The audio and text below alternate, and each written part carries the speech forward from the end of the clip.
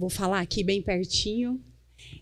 Boa noite, obrigada, Érica, obrigada, Karine, obrigada realmente a todas as autoridades, todos os presentes, a minha família, meu esposo, Bruno, né, meus pais, meu irmão, toda a minha família que está aqui, meu time, né, que veio me dar um apoio. Obrigada mesmo, aos amigos e todos aqueles que se interessaram pelo tema. A gente ficou muito feliz pela procura, muito feliz pelo número de inscrições que a gente teve, como, né, com a pandemia, os eventos presenciais voltando. Então, a gente teve um número expressivo de inscrição e nós, do movimento, ficamos realmente muito felizes porque o tema realmente, quer dizer, as pessoas estão se interessando, elas querem saber, querem procurar, né? Então, vamos atrás disso, vamos conversar. Então, obrigada mesmo, todos vocês, pelo tempo que vocês colocaram à disposição para a gente conversar. Vamos lá. O tema hoje vai ser gestão consciente e geração de valor. Antes até de eu me apresentar, eu queria só mais ou menos concatenar com vocês uma lógica, né, do que a gente vai conversar. Eu vou fazer aqui um grande questionamento e depois vou trazer para vocês várias suposições, várias soluções que a gente acredita, né, que podem ser realmente a chave, o caminho, a ferramenta para a gente conseguir chegar à geração de valor, que é o grande objetivo de todas as empresas. Nenhuma empresa começa sem o objetivo do lucro, né? Agora, o lucro pelo lucro, esse é o momento de transição que a gente passa. Então, hoje, falar de geração de valor é falar realmente de uma gestão consciente. Então, o que seria isso e como percorrer essa jornada? Então, eu vou trazer várias suposições, várias conjecturas do que a gente acredita, do que a gente pensa. E aí vocês, ao longo da exposição, fiquem à vontade para tomar para si aquilo que faz sentido e, às vezes, não, né, aquilo que não faz ou que não faz parte da realidade da empresa e do negócio. Então, antes de tudo, eu queria me apresentar para vocês. Brevemente, claro. Eu sou advogada, tá? Sou advogada há 14 anos. Eu tenho uma ligação muito umbilical com a educação. Na verdade, é isso que me move, tá? Depois eu vou falar dos meus objetivos, das minhas ODS, para que vocês entendam quem é que está falando com vocês. Então, eu sou advogada, atuo há 14 anos, tenho uma relação muito direta com a educação, é isso que me move, eu gosto disso, é isso que me traz aqui até vocês. Fiz o meu mestrado na UFMT, então não sou cuiabana, mas sou filha dessa terra também. E mais do que isso, do que todo o currículo, né, e que isso está disponível aí no LinkedIn e, enfim, várias outras plataformas, para mim o que interessa dizer para vocês quem eu sou e quem vai falar com vocês eu sou Luíse, tá? Sou filha de empresários que começaram realmente do nada. Então, eu vivi a minha infância, a minha adolescência diante dos desafios de uma jornada empresarial. Durante essa trajetória, eu não escolhi a vida empresarial, e aí a gente sempre tem que buscar um porquê, e esse porquê vocês vão conseguir entender. Eu vou trazer essas respostas, porque eu entendi que aqueles desafios eu não queria, então eu busquei uma outra forma de viver, e aí eu fui fazer direito. Na ilusão de que eu não deveria enfrentar aqueles desafios ou que eu não tivesse que olhar para aquilo. E aí depois a vida me colocou naquela minha relação direta com a educação. Eu fui sócia de uma escola de educação infantil por 8 anos e ali eu tive realmente que enfrentar todos os desafios e junto na advocacia eu consegui entender o porquê realmente que eu estava aqui. Eu consegui entender o meu propósito. Então, eu sou mãe da Mariana e do Matheus, e é por isso também que eu estou aqui.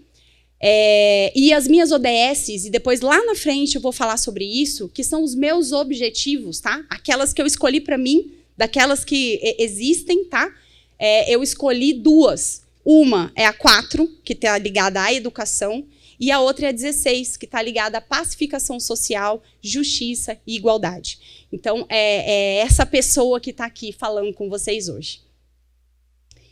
E a grande questão que eu gostaria de trazer para vocês e que me fez refletir e faz o conselho, né, do movimento do capitalismo refletir muito, e a gente conversa muito sobre isso Eu também converso muito disso com os meus sócios, é o que move a gente, é o que leva a gente para frente. A grande pergunta é: como convergir negócios, ou seja, aquilo, a atividade empresária, desafios da gestão e responsabilidade social? Esse é o grande questionamento. Talvez o porquê, né? Não vamos entrar nisso agora, vamos deixar isso lá para o final.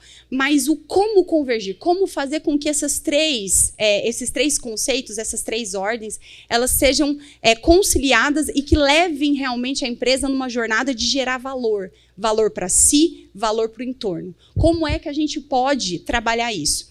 E aí eu vou trazer para vocês alguns conceitos. Espero não tomar muito tempo de vocês. Tem até uma plaquinha aí que já vai me avisar do meu tempo também. Fiquem tranquilos com relação a isso. Mas eu vou trazer alguns conceitos e vou levantar algumas hipóteses. E aí eu quero, assim, honestamente, que vocês avaliem cada hipótese levantada para ver o que realmente vai fazer sentido. Para a gente começar a levantar essas hipóteses, eu trouxe um cenário hoje das empresas. E trouxe também uma recente pesquisa que a KPMG fez agora em 2021 e foi divulgada agora. E esses dados realmente levam a sérias e extensas reflexões. Primeiro, vamos falar de um panorama, do nosso cenário. Qual é o cenário das empresas familiares? E aí mas Luiz, mas você vai falar de empresa familiar? Não, eu vou falar de empresa, no geral. No entanto, a gente não pode ignorar qual é o cenário a nível mundo e o cenário que a gente convive aqui nacional. Qual é o percentual que essas empresas hoje que estão ali trabalhando no dia a dia que tem ali cunho familiar? Então, em Portugal, a gente tem 70%. Na Itália, veja só, 95%. E no Brasil, 90% das empresas que estão no dia a dia tem cunho, tem essa relação umbilical familiar. E hoje, como vocês sabem, o aspecto familiar aqui ainda é consanguíneo, tá? Nessa pesquisa. Porém, a gente sabe, especialmente pelas recentes decisões do STF, que a expressão familiar hoje ela tem um conceito que é alargado. Então, agora, fala-se de empresa familiar, não só aquela que tem laços consanguíneos, mas, por exemplo, uma empresa que tenha 20, 30 anos, a relação dos sócios, essa relação, ela já pode sim ter um cunho, né, emocional ali ligado familiar. E muitas vezes a relação entre eles e todos que estão ali envolvidos na sociedade, realmente uma relação familiar. Então, se a gente for realmente analisar, né, o conceito hoje que a gente encontra de família, então a gente vai, com certeza, falar que é muito mais de 90%. E aí, considerando esses dados que o IBGE e o Sebrae apresentaram para a gente, e isso já tem alguns anos, tá? Já foi antes da pandemia, a gente tem uma pesquisa recente da BWC de 2019, que analisa a questão da sucessão empresarial. Quando a gente pensa em ter um negócio, a gente não pensa em ter um negócio só para aquele sustento imediato. Ou, né, às vezes, o início, como ele começa, pode ser que seja isso. Mas depois a gente pensa para que ele seja o quê? Para que ele possa percorrer as outras gerações. Para que a gente consiga falar de perenidade no tempo, tá? E hoje, vamos considerar esses 90% das empresas familiares existentes hoje, apenas e tão somente 30% delas conseguem fazer a passagem de bastão para uma segunda geração. É pouquíssimo hoje, aqui no Brasil. E das que conseguem fazer essa passagem para a segunda geração, apenas e tão somente 5% passa para uma terceira geração. Então, a gente não tem o quê? Uma cultura de sucessão dentro das empresas. A gente não tem uma cultura de pensar no futuro. Daqui 10 anos, como é que a nossa empresa estará? Qual é a visão de negócio de hoje e para daqui 10 anos? Como estaremos? A sucessão não necessariamente precisa ser realizada de forma só ali no âmbito familiar. Existem outros tipos de sucessão. A empresa ela pode continuar. A administração, inclusive a gestão dela, pode ser feita por vários outros profissionais. E é o que a gente vê que acontece. Mas isso tem que ser o quê? Pensado. A gente tem que planejar isso a longo prazo. Mas nós não temos uma cultura. Infelizmente, ainda hoje, a gente está ali vestindo aquela capa de bombeiro. Então, a gente vai apagando um fogo, vai apagando outro fogo, vai apagando um incêndio, porque o objetivo é sobreviver. Então, falta tempo e disposição para pensar no dia de amanhã, porque a gente tem que manter o hoje primeiro. E aí, a KPMG soltou uma pesquisa, soltou agora, mas ela foi feita em 2021, a colheita dos dados. E eu achei interessantíssimo. Eu falei, vou levar, porque mostra, tá? Avalia a maturidade dos planos de continuidade dos negócios no Brasil. Observem, 40% das empresas não respondem de maneira eficiente a uma situação crítica. Ou seja, qualquer situação que possa impactar a vida daquela empresa, 40% das empresas não conseguem responder de forma eficiente. Ou seja, não tem um plano B, não tem um plano C, não tem como fazer a gestão daquela crise. E eu não estou falando só de pandemia, tá? A gente tem crise de mercado, né? Fatos aí do cotidiano externo que inevitavelmente vai influenciar na vida da empresa. Observe um percentual altíssimo de 73% das organizações não tem um plano de continuidade dos negócios estruturado. Tem uma ideia, mas estruturado não tem. 73% é muita coisa, muito mesmo. 43% não sabem ou não reconhecem a importância do valor agregado de um plano de continuidade de negócios. Então, ele não sabe ou ele reconhece que não tem. Qual é o valor de ter um plano de continuidade? Qual é o benefício que traz, né, para o empresário, para a empresa, para a gestão daquele negócio, pensar daqui 10, daqui 15, daqui 20 anos? Ele não sabe e não reconhece. E aí, por fim, né, a pesquisa é bem extensa, depois, se vocês quiserem, eu posso disponibilizar, e também está lá no site da KPMG. Ele traz uma conclusão. Os 3 maiores obstáculos para a implementação de um plano, quais são? Então, 75% é a ausência de cultura em gestão de riscos e crises. Então, 75% das empresas não têm cultura de gestão de crise. E veja só, se a gente for parar aí nesse ponto, né, o que seria gestão de crise? A gente tem que pensar... E eu não estou falando só da pandemia. Nós estamos falando realmente de crise de mercado, às vezes de falta de componente. Muitas vezes a empresa depende de um fornecedor só para conseguir gerar, né, girar, fazer com que ela aconteça, entregue aquele produto ou aquele serviço. Hoje, por exemplo, eu fiquei sabendo de uma empresa que teve um ataque de hacker, e aí teve toda a questão dos dados, né?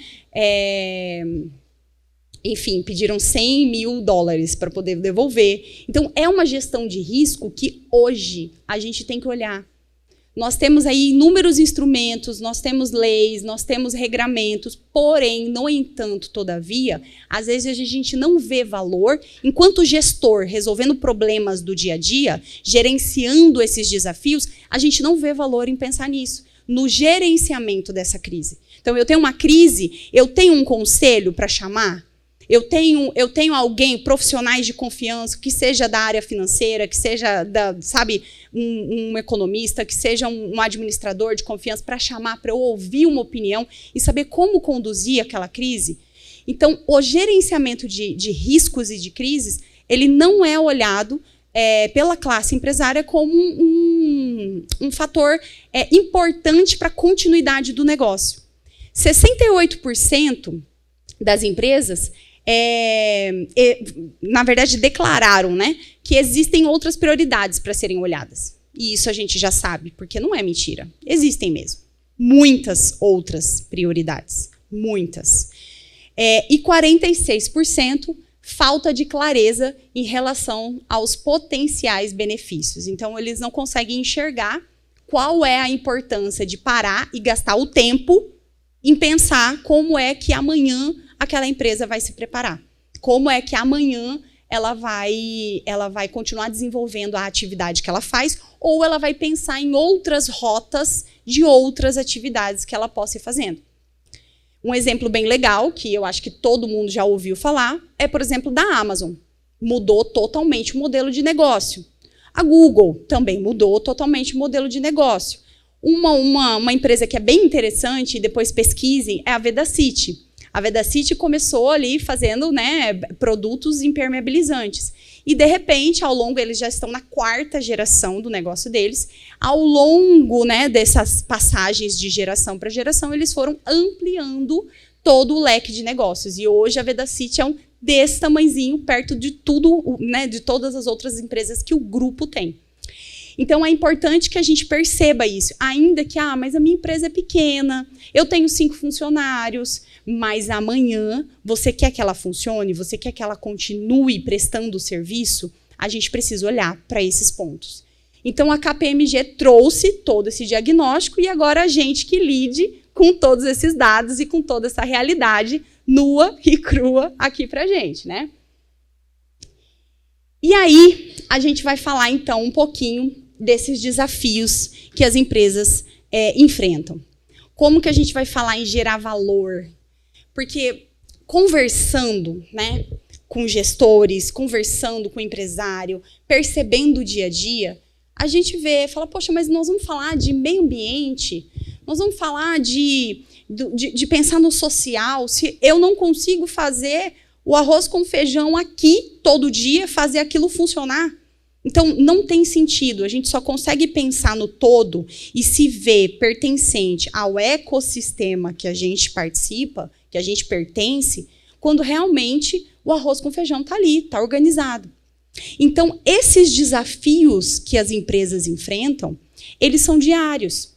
E à medida que a gente vai lá e dá um check no primeiro, um novo vai aparecer. A pandemia foi um grande exemplo. Então, a gente precisa a gente precisa procurar, na verdade, alguns conceitos e algumas balizas, alguns nortes, algumas bússolas para realmente nortear toda aquela atividade, para que a gente consiga, então, passar por esses desafios diários e chegar no que a gente quer, que é a geração de valor para si e para o entorno. E eu vou contar, antes de enfrentar esses desafios, eu vou contar, então, uma passagem. Eu fiz o meu mestrado em Direito Agroambiental, na UFMT.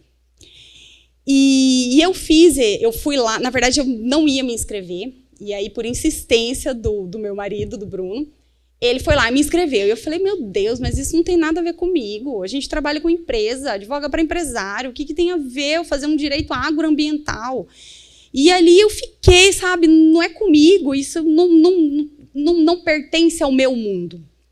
E aí, por insistência, vai daqui, vai dali, uma pressão daqui, pressão dali, fui lá, fiz, passei, então vou fazer.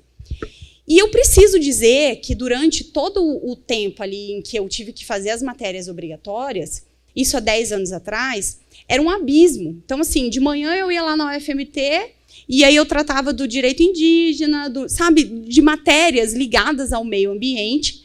E aí eu ia para casa, almoçava e depois eu voltava para um mundo que não tinha absolutamente nada a ver com o ambiental, que era o empresarial. Então, eu estava lidando com problemas do empresário, eu estava lidando com ações judiciais, com problemas complexos, e não tinha nada a ver com o que eu estava vivendo ali. E aquela realidade assim, me fez falar, bom, então eu tenho que terminar logo, vamos terminar. E eu tive assim, a generosidade do meu orientador em pegar na minha mão e falar, não, vamos achar um sentido para isso aqui. E a gente achou, eu consegui defender a dissertação, achei um meio termo, sabe? O que juntava esses dois mundos. E aí, enfim, finalizei. E hoje, naquela época, né, quando eu ouvia e estava ali com os colegas, era outro mundo. Então, assim, porque eu não compro um shampoo que seja testado nos animais. Eu falava, gente, como assim, gente? Compra qualquer shampoo na farmácia, tá tudo bem, para com isso. Porque o meu relógio ele não é de bateria, porque a bateria faz isso, faz aquilo. E um dia que um professor meu falou para mim aquilo, eu falei, meu Deus do céu, onde que eu tô? O que eu estou fazendo aqui? E aí, de repente, passaram-se, né, os anos e a gente vê que essa realidade chegou. A gente vê que essa realidade não só chegou, mas ela chegou igual uma avalanche. Porque, ao invés das empresas regularem o mercado regulou as empresas. Então, as necessidades foram os consumidores que começaram a falar, eu quero uma comida mais saudável, eu não quero mais comer isso aqui não. E aí as empresas, poxa, então tem mercado aqui, vou ali. Eu vou fazer, então, a maquiagem, né? Não vamos testar mais em animais. Tem mercado? Tem mercado, vamos aqui. E a gente percebeu o quê? Que, de repente, aquilo muito rapidamente aconteceu. E hoje a gente vê grandes empresas. Eu tenho uma prima, que ela é lá do Paraná, ela tem uma empresa de cosméticos, né? E essa empresa ela é engenheira química, ela montou do zero, uma graça, sabe? Só produtos veganos e tal. E aí, semana retrasada, olha que legal, o Grupo Boticário, que eles têm um olhar aguçadíssimo, tá? Para isso, eles têm uma dedicação nesse aspecto, escolheu a empresa para acelerar. Então, é por isso que a gente precisa. E aí, eu estava até falando com o Célio lá antes, né, sobre a questão, uma teoria do Salib. Ele fala que a gente precisa de 2 motores numa empresa. A gente precisa do primeiro motor que vai cuidar da atividade, daquilo que a gente faz para fazer que a entrega seja muito bem feita. Mas a gente precisa de um segundo motor que esteja atento à inovação e à tecnologia para que a gente consiga olhar para o futuro. Porque vai chegar num determinado momento que aquilo que a gente faz hoje com o primeiro motor não vai ser suficiente. E a gente precisa desse segundo motor para continuar fazer com que a empresa, então, tenha um plano, né, de continuidade do negócio. Seja numa sucessão familiar ou não. Então, quais seriam esses desafios? E aí, gente, eu escolhi, mas assim, eu poderia trazer 500 mil. E vocês, né, enquanto empresários, gestores, poderiam, inclusive, me trazer muito mais. Mas a gente escolheu aqueles, assim, os especiais, sabe? Aquilo que realmente está no dia a dia e você percebe que hoje a gente precisa olhar. Primeiro deles, vamos falar da confusão patrimonial. É realidade ou não é? Às vezes nem a gente sabe o que é nosso e o que é da empresa. Será que o funcionário vai saber, o colaborador vai saber, ou aquele que você está lá pleiteando, né, um financiamento, ou, enfim, tentando, né, pegar dinheiro realmente no mercado para fazer acelerar a tua empresa. Será que ele vai entender isso? E o que seria a confusão patrimonial? Depois eu vou narrar para vocês como é que a gente pode, né, organizar direitinho. Mas a confusão patrimonial, ela é real. O monopólio das informações, né, o momento em que o empresário tem ali na cabeça dele tudo. Pá, acabou. Esse momento já realmente não existe mais. Estamos na década do quê? Do compartilhar, do descentralizar. E isso não quer dizer que o outro vai mandar ali no que é seu. Não. As decisões, o direcionamento vai partir de você. Mas a tomada de decisão pode sim partir do outro, dentro do parâmetro ali daquela cultura que você vai empregando na tua empresa. Então, é importante que a gente perceba que esse monopólio hoje não é mais interessante. E aí, observem, há uns 10, 15 anos atrás, na Justiça do Trabalho, até hoje fala-se muito disso, mas o empresário precisa ter um monopólio das informações. E o que é o monopólio das informações? É saber tudo de tudo. E aí, Luiz, você está falando para mim que eu não preciso saber, eu não devo ter o monopólio de tudo. Não, você tem que saber, óbvio, claro que você tem que estar ali ligado em todos os setores da tua empresa. Mas todas as decisões ligadas e direcionadas e amarradas ali, será? Será que vai fazer com que ela cresça? Então, a gente precisa olhar para isso também. Essa nova geração que está chegando, que já chegou, ela não sabe lidar muito bem com isso. Ela precisa se sentir parte. Já leram sobre os millennials? Eles precisam se sentir parte. Eles precisam fazer parte do time. E à medida que você centraliza todas essas decisões, será que ele está fazendo parte? Será que ele vai se sentir parte do time? E isso vai dizer muito sobre a entrega do teu serviço ou do teu produto.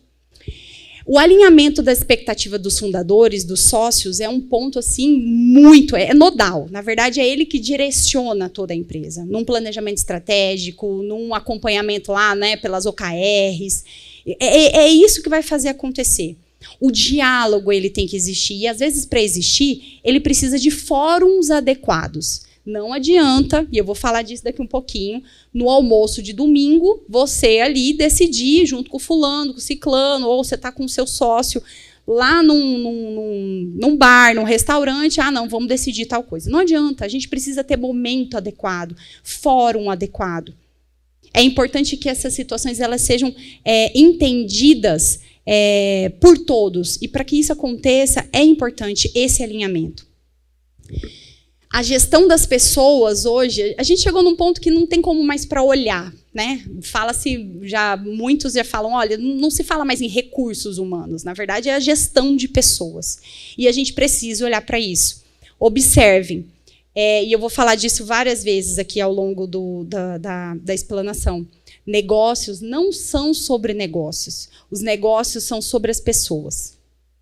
E quem está falando isso não é sabe, eu não estou ligada a recursos humanos, a gestão de pessoas, não estou. É uma advogada que está ali no meio de um monte de conflito societário, no meio de um conflito. Então, negócio não é sobre o negócio. Negócio é sobre as pessoas que gerenciam, que conduzem aquele negócio. Então, a forma como você se posiciona e fala, delibera, emana todas as decisões para a empresa, se alinha com o teu sócio, diz muito mais sobre você do que sobre o próprio negócio. A inovação e a tecnologia, a pandemia fez a gente, na marra, inovar aí muitos anos, né? Quem diria que o judiciário ia fazer audiências online? Então, assim, a gente realmente conseguiu avançar muito e de forma... a gente foi colocado no fogo mesmo, não tinha o que fazer. Tinha lá tantos funcionários, tantos colaboradores, tinha que gerenciar a equipe, e aí cada um deu um jeito de fazer. Tinham várias fórmulas mágicas, umas que funcionavam, outras que não funcionavam. Tinha empresa que fazia reunião todo dia no Meet, no Zoom. Tinha empresa que, enfim, era por metas. Então, assim, a hora que a gente viu, falou, poxa, a gente realmente precisa olhar para isso. Todos os setores precisam olhar para isso. O iFood, que estava lá assim, ó, bombando, né, de tecnologia e inovação, quando veio a pandemia, falou, meu Deus, agora eu preciso ir mais além. O Google, que a gente achava que já tinha chegado, né, o Face, o Meta, enfim, que a gente achou que estava no auge do negócio, de repente teve que inovar ainda mais para conseguir atender as demandas que não seriam mais presenciais. Então, a gente precisa pensar em como é que nós vamos armazenar os nossos dados. Como é que a gente vai fazer isso? Saiu uma pesquisa, no último encontro das Nações Unidas, saiu uma pesquisa que 56% das crianças que estão no ensino fundamental, olha isso, exercerão uma profissão que hoje a gente não sabe nem qual é ainda. Que não existe. Não existe, a profissão não existe. Mais de 50% das crianças que estão no fundamental vão exercer uma profissão que não existe. Daqui quanto tempo que elas vão estar no mercado de trabalho? Pensem, façam as contas. Rapidinho, né? Rapidinho. Então, a gente precisa, não tem jeito. As crianças hoje, elas aprendem na escola, com a inovação e com a tecnologia, elas estão anos-luz. Os meus filhos estão no 2º ano. Eu estava mostrando esses dias para os meus pais, eles estão fazendo conta de perímetro do quadrado. No 2º ano, mas brincando. Brincando. Então, são pontos extremamente importantes, tá? Longevidade na empresa, e é realmente um grande desafio. E eu trouxe o ESG, ele está maior ali, ó, porque ele talvez seja o maior desafio, porque ele engloba todos os outros desafios. De todas as pessoas que estão aqui, todo mundo já ouviu falar em ESG? Quem já ouviu assim, sabe o que é? Levanta a mão. Tem bastante gente que não ouviu. Então, eu vou falar en passant, porque a gente não tem muito tempo, mas depois eu fico à disposição de vocês. Mas o ESG talvez seja o grande desafio, porque ele engloba todos os outros. Não sei dizer para vocês se é a saída. Não sei dizer para vocês quanto de críticas ainda vão acontecer, porque todo movimento que não nasce da academia, que nasce do mercado, ele sofre muita crítica pela academia. E a academia já começou de todas as formas. Então, se vocês pegarem aí conceituados, renomados professores de direito societário, de direito empresarial, eles vão assim, sabe? Mas é porque não nasceu da academia, nasceu do mercado. Então, ainda muitas críticas acontecerão, mas eu acho que é uma realidade hoje que ela vai ser adaptada e ela vai acontecer. O que a gente tem que evitar é que vire, que seja banalizado, e isso é muito importante. Então, eu vou explicar para vocês o que é o ESG. É um grande desafio das empresas de hoje. É fazer o equilíbrio, tá, entre esses 3 fatores: o ambiental, o social e a governança. Falar de ambiental, e eu não sou, e eu sou filha lá da UFMT, mas eu não tenho nem propriedade para vir aqui falar para vocês de política pública, sabe, convencer vocês a comprarem crédito carbono, nada disso. É no pequeno, no pouco, é ali que a gente vai conseguir transformar a sociedade. Então, a gente precisa olhar, quando falar do ambiental, a gente precisa olhar quais são os impactos que a nossa empresa causa. Ah, mas espera aí, minha empresa é pequena, eu tenho um restaurante, eu tenho, né, uma empresa que vende produto, eu vendo roupa, como que eu causo um impacto? Analisa. Existe um impacto, ainda que pequeno existe. Então, a gente tem que ir no pouco. Não adianta a gente querer se envolver em grandes, né, mobilizações se a gente não consegue fazer o pouco do dia a dia. Não adianta falar para um empresário que tem 1 milhão de desafio nas costas patrocinar uma campanha de milhões em prol do meio ambiente. Não vai ser uma realidade. Vamos falar do que é real, do que é possível realizar. Mas é possível realizar tanta coisa, tanta coisa. É possível que a gente cuide do próprio lixo. Olha isso! Né? Que absurdo, gente. A gente precisa cuidar do próprio lixo. A gente precisa cuidar da água que abastece, a gente precisa educar, a gente precisa... Então, assim, existem inúmeras ações que realmente a empresa pode cuidar. Então, é no pouco que a gente vai fazer muito. Especialmente as empresas que ainda estão enfrentando muitos desafios. No aspecto social, eu estou falando mesmo das pessoas, eu estou falando de todos os stakeholders. A gente, quando pensa no social, a gente pensa não só, e também não vou fazer nenhuma campanha, diversidade, é isso, é aquilo, apesar disso ser o caminho. Porque a gente às vezes tem um discurso de acolhimento, mas quer que o outro, que é diferente, faça e produza o mesmo resultado que a gente produz. E não vou entrar em questões polêmicas, vamos falar do pouco, vamos falar só da maternidade. Não é verdade? Então, a gente apoia a maternidade, porém, a gente exige que uma pessoa que acabou de ter filho, que volta de uma licença, produza e entregue a mesma coisa que uma que não fez. Então, é no pouco, é olhar o entorno, é perceber quais são os stakeholders, todos aqueles que estão envolvidos, e pensar qual é o trabalho social, como eu posso fazer a diferença aqui dentro. Então, eu estou lá num grupo de 5 funcionários. É nesses 5 funcionários que eu vou olhar. Quais são os fornecedores que estão envolvidos na minha atividade? É para eles que eu vou olhar. Então, quando a gente pensa em acolhimento e no diálogo, hoje em dia não tem espaço mais para assédio. A OAB lançou uma campanha agora que eu adorei. Porque é uma campanha, né, da classe. Então, assédio na advocacia, não é como um todo. Mas eu achei muito interessante, porque a campanha tinha sido vetada 3 vezes. 3 vezes ela foi vetada pela classe e agora ela conseguiu sair. Então, quer dizer, não estava maduro o suficiente numa classe de advogado o fato de ser intolerável o assédio.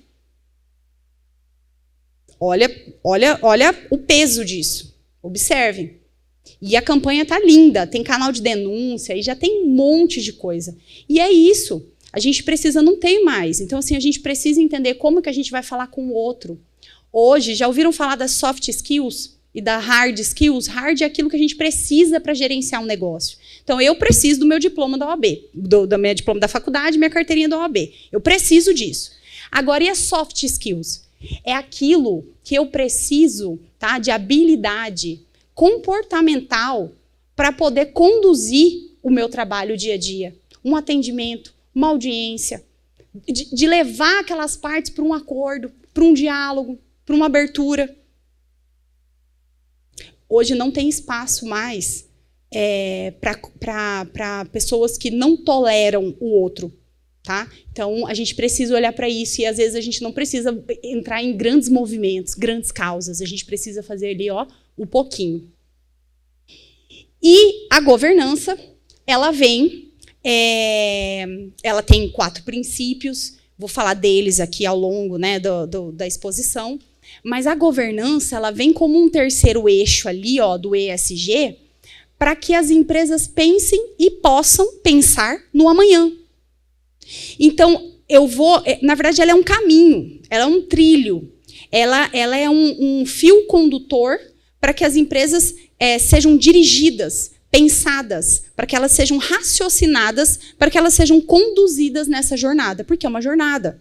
Muita gente fala, na minha empresa tem governança. Lindo, ótimo, mas a governança ela não tem fim. Eu já tenho a governança implementada. Não, ela tem começo, ela tem meio e ela não tem fim. Porque eu preciso estar ali, ó, anualmente cuidando. Esses 4 princípios da governança, que é a transparência, a equidade, prestação de contas e a responsabilidade corporativa, se você unir esses 4 princípios, você vai chegar na função social da empresa. Então, a função social da empresa, quando o empresário está lá, ele precisa ter o monopólio das informações? Sim. Ele precisa, mas ele precisa, antes disso, ele precisa ter responsabilidade corporativa. Ele tem que saber que o que ele está fazendo hoje tem consequência para todo o entorno dele. É isso que a governança faz.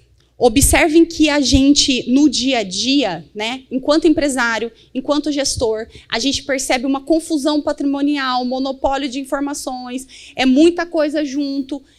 E aí a gente precisa fazer o quê? A gente precisa de um caminho, de uma trilha. E o primeiro passo é separar esses núcleos. Então a gente separa o núcleo da família quando existe família. E aí lembrando que é mais de 90% das situações. Por isso que está aqui. Separa o núcleo do negócio e separa o núcleo propriedade. Vamos olhar o que é propriedade, vamos olhar o que é do negócio. O que é do negócio a gente vai tratar no negócio. A gente vai fazer um fórum adequado ali no negócio. A gente vai ter... No negócio, eu estou falando do contrato social. Eu vou regulamentar lá quem entra, quem sai, quando sai, se um sócio morrer, o que acontece? Quando a gente vai avaliar... Na verdade, o negócio, eu estou falando do acordo de sócios. No acordo de sócios, me perdoem, é ali que eu vou regulamentar. Então, quem entra, quem sai, se um morrer, como que funciona. Os outros herdeiros também podem fazer parte do negócio. São pontos nodais que causam muitos conflitos. Então, é dentro do ambiente do acordo de sócios que eu vou regulamentar isso. E isso diz respeito ao quê? À propriedade. Quando eu estou no âmbito da gestão, eu estou ali lidando com os gestores, que podem ser sócios ou não. Então, se vocês forem a fundo estudar sobre isso, vocês vão perceber que a teoria dos 3 chapéus, ela explica assim, como ninguém. Eu tenho 3 chapéus. Então, eu tenho o chapéu da propriedade, eu tenho o chapéu do negócio, da gestão, e eu tenho o chapéu da família. Em alguns momentos, eu estou agindo em prol da família. Então, eu estou com o chapéu da família. Em alguns momentos, eu estou agindo em prol do negócio. Então, eu estou agindo ali com o chapéu do negócio. E vai ter momentos que a gente está agindo com todos os chapéus. E é importante que os sócios tenham a clareza desse momento. Então, se eu tenho um fórum adequado, eu tenho uma reunião de sócios, é lá que eu vou tratar esses assuntos, é lá que eu vou levar. Se eu tenho uma reunião de gestão da empresa, e eu vou tratar o quê? De meta, eu vou tratar do quanto está vendendo, do quanto não está, o que eu preciso fazer, funcionário, índice de reclamação de consumidor, enfim, é lá que eu vou tratar. não diz respeito às questões societárias. E ainda não diz respeito às questões familiares, porque aí já começa, porque o meu cunhado está no negócio, porque fulano está no negócio. Como é que vai funcionar isso? E muitas vezes, gente, é a realidade de muitas empresas. Os filhos não estão no negócio. Por qualquer razão. Aí eu volto lá naquela história lá do começo que eu falei. Por que a Luísa escolheu, então, uma outra profissão? E não estar ali no negócio? Porque eu, na verdade, ali, na minha imaturidade, eu entendi que aqueles desafios eram muito, muito grandes. E ali, naquele momento, eu entendi o seguinte. Falei, poxa, mas meu pai faz tudo isso, minha mãe faz tudo isso para eu poder estudar, então eu vou estudar. Vou ser alguém. Ser alguém não era ser um empresário. Olha que absurdo, né? Olha que absurdo. Então, é por isso que a gente tem que mudar esse mindset e cuidar dessas gerações que vêm, para que eles entendam. E aí, o Bruno, uma vez, a Mariana, minha filha, chorou que ele ia trabalhar, e ele falou para ela, falou assim, eu estou indo trabalhar porque, não é porque precisam de mim, é porque eu gosto. Eu sou feliz quando eu vou lá. Eu ajudo as pessoas, eu faço isso pelas pessoas. E aquilo me tocou, porque é real. Então, a gente olha os desafios, ou a gente passa para os nossos filhos, né, para aqueles que estão ali no entorno, que são desafios muito grandes, mas que eles não trazem recompensas, e eles trazem. Claro que eles trazem. Então, a sucessão, aí você pensa, mas, poxa, quando que eu vou começar a pensar na sucessão? É hoje. Hoje você vai começar a pensar na sucessão, porque daqui 15, 20 anos você vai ter alguém para te suceder ou para, de forma muito transparente, falar, não, eu não vou. Mas e aí você já pensou também numa outra opção. Então, por isso que é muito importante. E vejam, tudo isso a gente faz sem perceber. Então, assim, eu tomei essas decisões porque naquele momento eu entendi que aquilo era melhor para mim, porque eu vi o sacrifício que era feito para eu poder estudar. Então, eu falei, então eu vou estudar. E é isso que a gente vai alimentando nas próximas gerações e vai impactando no plano de continuidade dos negócios, né, que a gente tem ou que a gente não tem, no caso. Então, a governança, resumindo aqui, ela vai fazer a separação desses núcleos. Ela vai trazer, gente, uma formalidade para esses documentos relevantes. Então, ó, planejamento estratégico, regimento interno, e tem 2 regimentos internos, me desculpem, contrato social, holdings, ali deveria ser código de conduta e ética. Então, esses laranjados, todos dizem respeito à gestão do negócio. Quando eu falo da propriedade, então a gente já fala do acordo de sócios, que é um documento importantíssimo. E quando tem família envolvida, a gente trata do protocolo de família. Muitas vezes tem famílias que colocam que a revisão do protocolo de família vai aí 20 anos, para que vocês tenham uma ideia. Bom, então está aqui uma estrutura, depois eu posso até disponibilizar a apresentação para que vocês entendam aí como é que a gente vai entender esses núcleos. E aí, meus queridos, meus amigos, a gente chega então na última bola que eu vou levantar, que é a gestão consciente. Eu tenho inúmeros desafios e eu poderia falar aqui 2 horas de todos esses milhões de desafios, tá? E vocês ainda me narrariam muitos outros, com certeza. E aí a gente chega nessa bola da gestão consciente, que é uma gestão voltada realmente assim, ó, não somos uma ilha. E a gente tem que entender isso. Nós fazemos parte de um ecossistema. E assim, esse entorno que a gente vive, muitas vezes é o que nos ajuda a chegar lá. Então, eu tenho, dentro de um negócio consciente, 4 pilares importantíssimos, que assim, olha, são relevantes. O principal e o primeiro deles é o propósito maior. Quem tem propósito, e eu não vou discutir propósito individual da minha vida e tal, estou falando de propósito empresarial. Quem tem um propósito, uma empresa que sabe a que veio, tem consciência do que faz, por que faz e como faz, vai fazer uma entrega mais efetiva.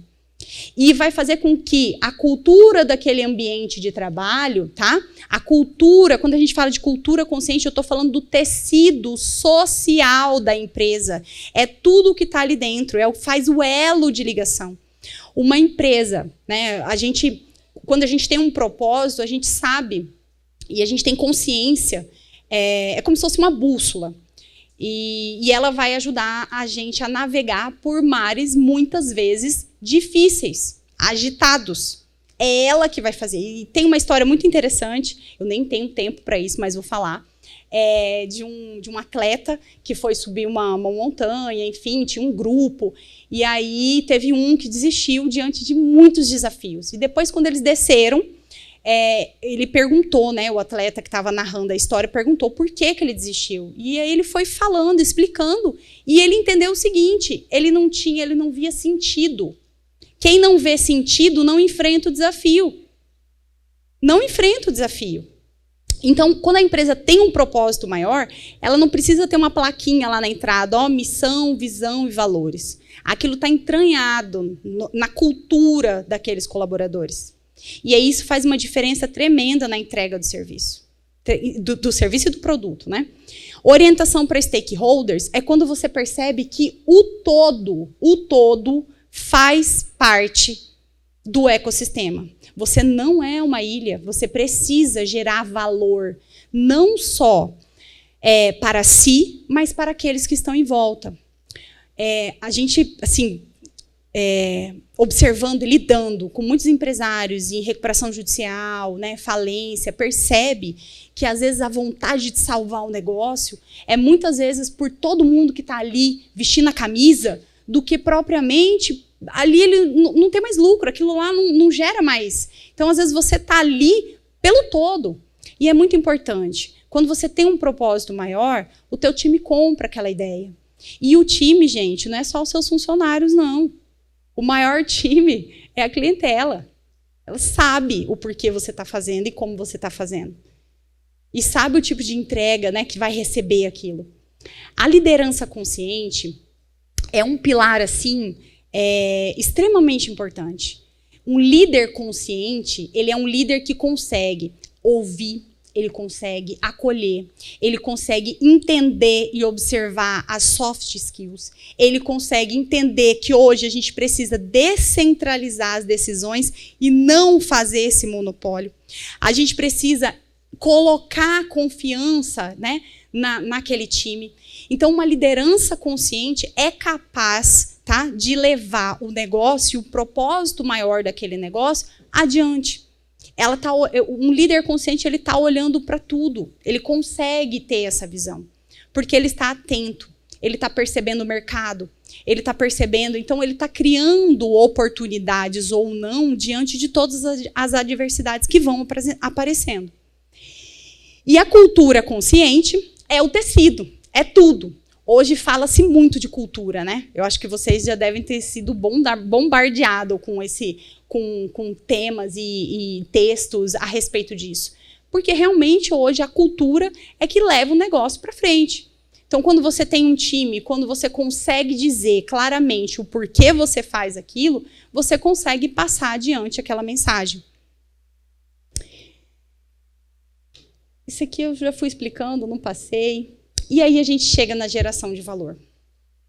Aquela primeira pergunta que eu fiz lá no começo, como convergir os negócios, os desafios da gestão e responsabilidade social, se eu fizer a pergunta diferente e falar para quê? Para que convergir? Para que eu vou ter esse trabalho de juntar tudo isso? É para isso, para a geração de valor. Nenhuma empresa trabalha se não for para gerar lucro e tem que fazer isso. E quando ela faz isso, ela não faz só para si, ela faz para o todo, em todos os aspectos. Então, quando a gente gera valor, a gente pensa na longevidade, a gente fala, né, da longevidade da empresa. A gente vai chegar lá naqueles dados lá de 3% das empresas que conseguem passar para uma terceira geração. Quem sabe a gente consiga mudar isso para daqui a uns anos. Melhoria do processo de tomada das decisões. Um gestor, quando erra, quando toma uma decisão, é muito comum e vai acontecer todos os dias. Mas o processo de tomada de decisão, ele tem que ser melhor todos os dias. Então, eu não tenho obrigação de saber tudo sobre tudo, mas eu posso ter um conselho. Eu posso ter um mentor, eu posso ter alguém que eu possa consultar a respeito disso. Então, eu preciso ter dados. Hoje a gente toma decisão por dados, né? Quanto que fulano tá... Então, assim, eu preciso de dados? Preciso, mas além disso, eu preciso olhar para o todo. Então, quem gera valor, inevitavelmente, vai melhorando o seu processo de tomada de decisão todos os dias. Um terceiro ponto é a coesão societária. Nenhuma sociedade funciona sem um affectus societatis. Já ouviram falar dessa palavra? Dessa expressão? É o afeto, é a liga, é a cola que liga uma sociedade. Por que você está lá ainda? É isso que liga. Então, a coesão societária é muito importante. Por isso que você precisa estar alinhado. E muitas vezes, gente, a vida, a jornada, ela, sabe, as relações, elas começam, elas terminam. Então, o sócio casa, o sócio separa, o sócio tem filhos. Então, tudo isso vai acontecendo e o alinhamento ele tem que ser contínuo, todos os dias. Ou que seja uma vez por ano, mas ele tem que acontecer. E aí, como assim por ano, né? Por exemplo, numa reunião de revisão de um acordo de sócios. Então, ali você revê e alinha para onde você vai. E, por fim, o aumento do valor social da empresa. A adoção dessas práticas do ESG, com críticas ou sem críticas, tem mostrado todos os dias o quanto a empresa gera mais valor. E eu estou falando de faturamento. E é só vocês conversarem com empresas, e tanto no movimento do capitalismo consciente, como outros lugares, vocês podem conversar e perceber que à medida que isso vai acelerando e realmente sendo implementado, o valor agregado à empresa, ele vai acontecer. É inevitável. Pensem a sua empresa, a minha empresa, como ela estará no futuro. Como eu imagino? O que eu penso sobre isso? Porque é a partir dessa ideia que a caminhada começa. E aí, aqui, só finalizando, falando das ODS, é um bom passo para começar, tá? A gente tem os Objetivos de Desenvolvimento Sustentável. Esses objetivos são objetivos globais. A gente agora estamos na década da ação. Nós temos já uma agenda 2030. Existem, assim, comprometimento das nações, de muitos países. Porém, nos últimos anos, o comprometimento da seara empresarial, das empresas, tem sido, a gente tem observado cada dia mais. Então, as empresas têm declarado metas, têm assinado o protocolo, têm mostrado que estão ali, que querem participar. Mas na minha empresa, não tem sentido isso agora. Será que não? Observem e estudem quais são as ODS, quais são os objetivos de desenvolvimento a nível mundo e percebam qual é que você pode adotar. Um que seja. Eu escolhi 2. Lembra lá no início que eu falei? Eu escolhi da educação e escolhi o 16, que está ligado ao exercício da minha profissão, que é pacificação social, paz e justiça. Então, é importante, é um bom começo para falar de ESG numa empresa que tem um monte de desafio para enfrentar antes de realmente implementar toda, né, uma normativa ESG. Um bom começo é você escolher uma ODS para chamar de sua. Então, eu estou aqui, foco nisso, certo? E aí, uma gestão consciente com geração de valor, o que eu acredito muito é nessa agenda positiva. Tem que começar, tem que dar o primeiro passo. Então, eu sei que eu trouxe muitas coisas.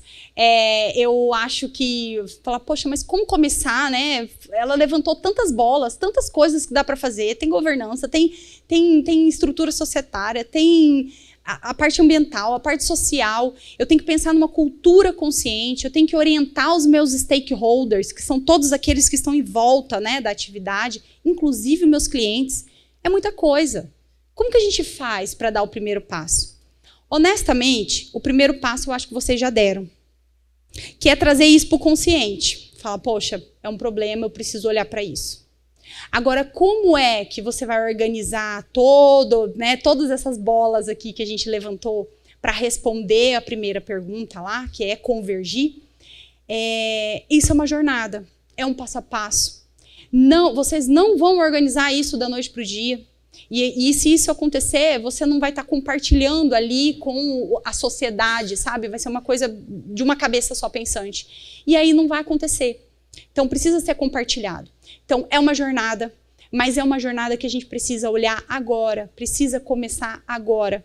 Porque os negócios conscientes, eles vão acontecer todos os dias, a gente querendo ou não. A gente batendo o pé e falando, eu não vou me adequar, eu não vou me... Não tem jeito. Vai arrastar a gente. Então, assim, o mercado vai regular nesse aspecto, o consumidor está atento. Inclusive para as empresas que ficam lá, ó, eu sou ESG, eu sou isso, eu sou, né, sou sustentável, é vegano, e aí fica vendendo uma bandeira que às vezes não é, tá? Então, o mercado está atento, o consumidor está atento. E a gente precisa deles porque a gente vive por eles, não é verdade? Então, para finalizar, eu gosto dessa frase. Quem está comigo já cansou de me ouvir falar que realmente nada é mais poderoso do que uma ideia cujo tempo chegou. E eu acho que os negócios conscientes, essa ideia chegou.